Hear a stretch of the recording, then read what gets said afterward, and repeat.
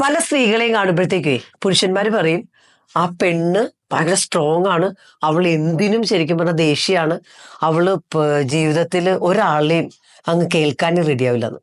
ഒരു പെണ്ണിനെ ഉണ്ടല്ലോ, ഹസ്ബൻഡ് ആവട്ടെ അവളുടെ പുരുഷന്മാര് സപ്പോർട്ട് ചെയ്യാതെ സ്വന്തമായിട്ട് അവളുടെ ജീവിതത്തിൽ ഫൈറ്റ് ചെയ്തിട്ട് എന്തെങ്കിലുമൊക്കെ നേടി ജീവിക്കേണ്ടി വരുന്ന പെണ്ണുങ്ങൾക്കില്ലേ, അവരെന്തും നേടും. പക്ഷെ അവരുടെ ജീവിതത്തിൽ വരുന്ന പ്രശ്നം എന്താണെന്നറിയാമോ?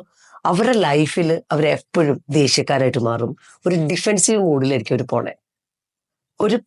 ഒരു ഭർത്താവ് ആ വൈഫിനെ നന്നായിട്ട് സപ്പോർട്ട് ചെയ്യുവാണ്, എംപവർ ചെയ്യുവാണെങ്കിൽ ആ സ്ത്രീ അവള് ട്രൂ സെൽഫിൽ അവൾ ബെറ്റർ വെർഷൻ ആവാൻ തുടങ്ങും.